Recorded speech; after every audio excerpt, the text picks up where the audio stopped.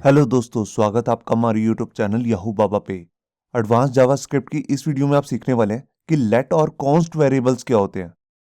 देखिए, जावास्क्रिप्ट के जो हमने पिछले कोर्स में मतलब कि जो हमने जावास्क्रिप्ट का बिगनर कोर्स मैंने बनाया हुआ है, उसमें मैंने आपको बताया था कि जावास्क्रिप्ट के अंदर 3 तरीके के वेरिएबल्स होते हैं।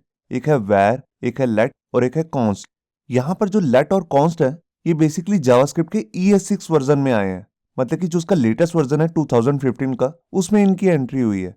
इन तीनों में क्या डिफरेंस है, मैं ऑलरेडी इस पे एक वीडियो बना चुका हूँ बिगिनर कोर्स के अंदर, मगर यहाँ पर मैं आपको उससे रिलेटेड कुछ और भी डिफरेंस बताने वाला हूँ। देखिए, जो इनका जो मेन डिफरेंस है वो ये है कि इनको डिक्लेयर करने का तरीका और इनको वैल्यू साइन करने का तरीका अलग अलग है। आइए उसके बारे में देखते हैं। देखिए, अगर मैं इनमें वेरिएबल्स बनाना चाहता हूँ तो देखिए, वैर के केस में हमें सबसे पहले लिखना होगा वैर, फिर वेरिएबल का नाम और इज इक्वल टू देके मैं इसके अंदर कोई भी स्ट्रिंग वैल्यू दे सकता हूँ या फिर इंटीजर या फ्लोट वैल्यू।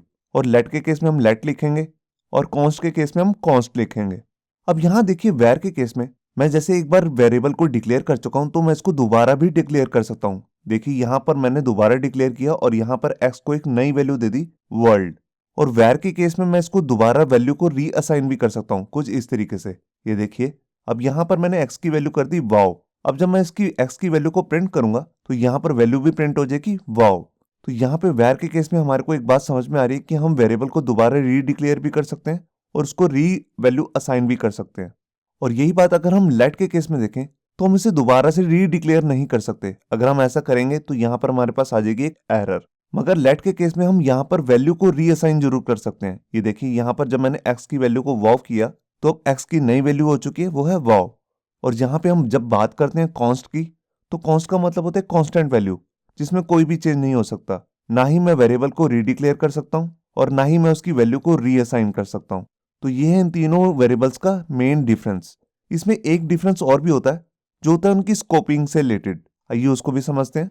देखिए, हम अगर फर्स्ट केस की बात करें मतलब कि वैर की, वहां पर हम मान लीजिए कोई कंडीशन लेते हैं, इफ की कंडीशन, और उसके अंदर एक वेरिएबल को डिक्लेयर करते हैं वैर नाम के कीवर्ड को यूज करके। तो हमने जो वेरिएबल एक्स लिया है उसकी वैल्यू को कभी भी बाहर प्रिंट करना चाहें कुछ इस तरीके से तो कर सकते हैं, क्योंकि जो इसका स्कोप होता है वो होता है ग्लोबल स्कोप। हमने इसे कहीं पर भी फर्स्ट टाइम डिक्लेयर किया हो किसी भी स्टेटमेंट के अंदर, हम इसे बाहर आकर भी दोबारा रीडिक्लेयर कर सकते हैं या उसकी वैल्यू को रीअसाइन कर सकते हैं या उसकी वैल्यू को यूज करना चाहें, जैसे हम प्रिंट करना चाहते हैं तो वो भी कर सकते हैं। मगर लेट के केस में कुछ ऐसा नहीं है। देखिए, अगर हम यही सेम स्टेटमेंट इफ के अंदर यहाँ पर वेरिएबल को डिक्लेयर करते हैं लेट कीवर्ड को यूज करके, तो उसकी वैल्यू को हम बाहर यूज नहीं कर सकते कुछ इस तरीके से। अगर हम ऐसा करेंगे तो यहाँ पे आ जाएगी हमारे पास एक एरर। ऐसा क्यों है? क्योंकि इसका जो स्कोप है वो है ब्लॉक स्कोप। ये एक ब्लॉक के अंदर ही काम करता है। यहाँ पे ब्लॉक का मतलब है करली ब्रेसेस।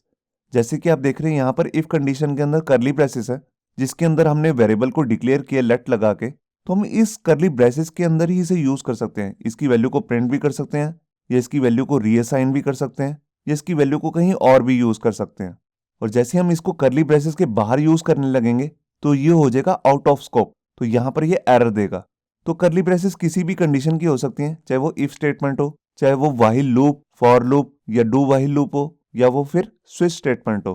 बिल्कुल सेम ही हमारे पास कॉन्स्ट के केस में भी होता है।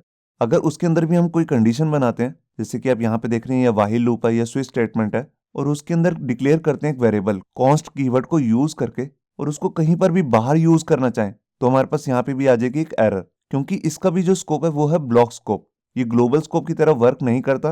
ये जिस भी कंडीशन के अंदर मतलब कि जिस भी करली ब्रेसेस के अंदर इसको हमने डिक्लेयर किया है, वहीं उसी के अंदर ही हम इसे यूज कर सकते हैं, उसकी वैल्यू को यहाँ पर प्रिंट करके देख सकते हैं।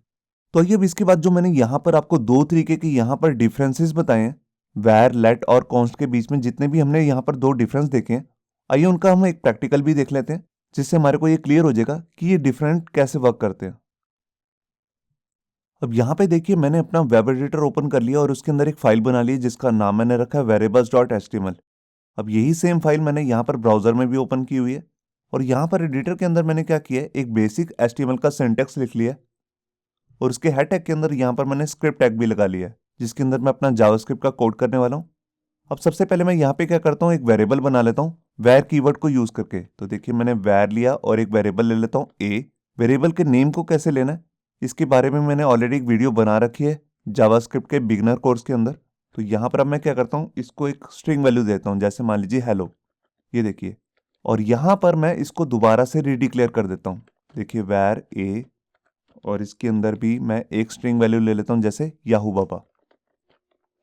ये देखिए, अब इसके बाद मैं क्या करता हूं, इसकी वैल्यू को प्रिंट करके दिखाता हूं आपको कंसोल के अंदर। आप इसकी वैल्यू को डॉक्यूमेंट डॉट राइट लिख कर भी प्रिंट करके देख सकते हैं, मगर मैं अभी इसे कंसोल में दिखा रहा हूं। तो यहाँ पे मैंने फाइल को सेव किया। अब इसके बाद मैं यहाँ पर ब्राउजर में आता हूँ और राइट क्लिक करके इंस्पेक्ट करके अपना कंसोल ओपन कर लेता हूँ। ये देखिए, ये मेरा कंसोल टैब ओपन हो चुका है। अब यहाँ पे देखिए ए की जो नई वैल्यू है वो है याहू बाबा, मतलब कि इस वैल्यू ने हेलो को ओवरराइट कर दिया।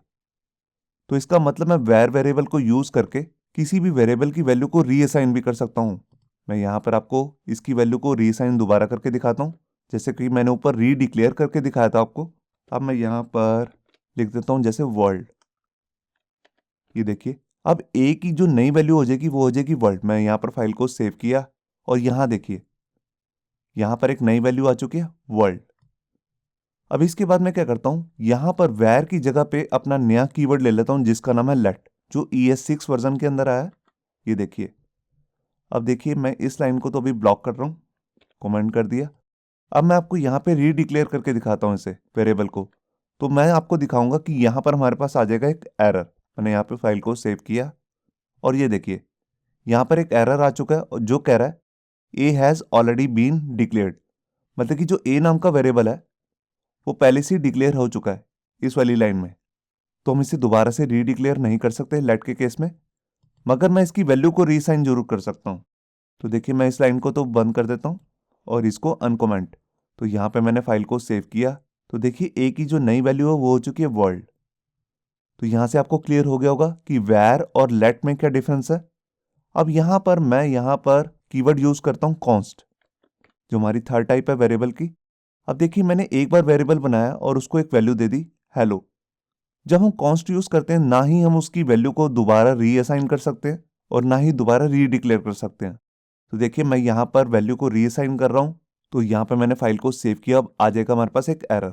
ये देखिए, यहाँ पर एक एरर आ चुकी है। वो कह रहा है असाइन टू कांस्टेंट वेरिएबल, मतलब कि आप एक कांस्टेंट वेरिएबल को वैल्यू को रीअसाइन कर रहे हो, जो कि नहीं कर सकते। मैंने इसको कमेंट कर दिया और ऊपर वाली वैल्यू को अनकमेंट और यहाँ लिख देता हूँ कॉन्स्ट। और ना ही हम दोबारा से कॉन्स्ट वेरिएबल को दोबारा रीडिक्लेयर कर सकते हैं। तो यहाँ पे मैंने फाइल को सेव किया। तो देखिए, यहाँ पर दोबारा से फिर से एरर आ चुकी है जो कह रहा है a has already been declared. तो यहाँ पर मैं कॉन्स्ट वेरिएबल को दोबारा रीडिक्लेयर भी नहीं कर सकता। अब मैं इसकी फाइल को सेव करता हूँ। तो देखिए, यहाँ पर आंसर आ गया हेलो, मतलब कि कॉन्स्ट वेरिएबल को जो आपने एक बार वैल्यू दे दी उसको आप दोबारा रीअसाइन नहीं कर सकते। अब जैसे कि मैंने इसके बाद आपको बताया था कि इसमें एक और डिफरेंस भी है सारे वेरिएबल्स के अंदर, वैर लेट और कॉन्स्ट के अंदर, वो इनका स्कोप का। तो उसको भी मैं आपको करके दिखाता हूँ। ये देखिए, यहाँ पर मैं क्या करता हूँ, एक कंडीशन बना लेता हूँ, इफ़ की कंडीशन, और इसके अंदर कोई एक कंडीशन बना लेता हूँ जो हर बार सेटिस्फाइड होएगी। तो देखिए 1 इक्वल्स टू 1, तो ये कंडीशन हमेशा ट्रू हो जाएगी।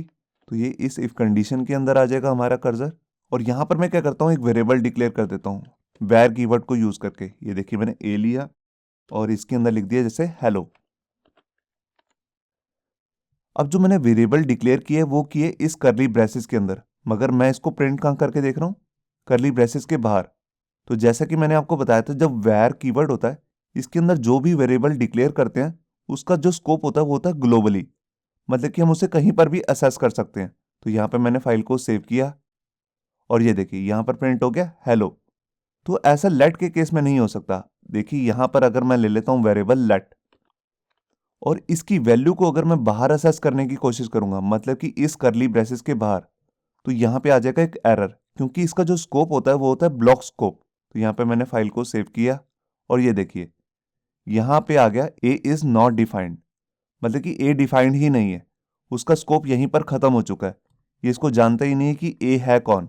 अगर मैं यही वाली वैल्यू को अंदर प्रिंट करूं तो यहाँ पर ये प्रिंट हो जाएगी। यहाँ पे मैंने फाइल को सेव किया और ये देखिए, एक बार यहाँ पर ये प्रिंट हो चुकी है हेलो, जो अंदर का हमारा ये कंसोल है। इसके बाद जब इसे दोबारा से कंसोल मिला यहाँ पर, तो यहाँ पर ये एरर आ चुका है। तो आपको यहाँ पे क्लियर हो गया होगा कि लेट का जो स्कोप होता है वो होता है ब्लॉक स्कोप। यहाँ पर जो हमारे पास करली ब्रेसेस होती हैं वो इफ स्टेटमेंट की भी हो सकती हैं, किसी लूप की भी हो सकती हैं, जैसे फॉर लूप, व्हाइल लूप या फिर स्विच केस। उसके अंदर एक बार भी अगर आपने लेट को यूज कर लिया तो उसको आप बाहर असेस नहीं कर सकते, ना ही इसकी वैल्यू को दोबारा रीअसाइन कर सकते हो। बिल्कुल ऐसे ही केस हम कॉन्स्ट के केस में भी देख सकते हैं। देखिए, अगर मैंने यहाँ पर एक वेरिएबल बनाया कॉन्स्ट करके और इसकी वैल्यू को मैंने यहाँ पर सेव किया, तो देखिए एक बार तो वैल्यू प्रिंट होगी जो हमने यहाँ पर की थी, मगर जैसे ही हमने इसकी वैल्यू को बाहर प्रिंट करने की कोशिश की, मतलब कि इस ब्लॉक से बाहर जो हमारा करली ब्रेसेस का एक ब्लॉक है, तो यहाँ पे आ चुका है एक एरर। मैं आपको एक एग्जांपल और करके दिखा देता हूँ। मान लीजिए मैं एक फॉर लूप बना लेता हूँ और यहाँ पर क्या करता हूँ, एक वेरिएबल ले लेता हूँ ए करके और उसकी वैल्यू को साइन कर देता हूँ 1। अब ए को मेरे को चलाना कहाँ तक है, 5 तक, और इसके बाद मैं ए की वैल्यू को इंक्रीमेंट भी कर देता हूँ, ये देखिए। और यहाँ पर मैं क्या करता हूँ, डॉक्यूमेंट डॉट राइट और इसके अंदर प्रिंट कर देता हूँ वैल्यू ए को, और इसी के साथ में यहाँ पर ब्रेक भी लगा देता हूँ।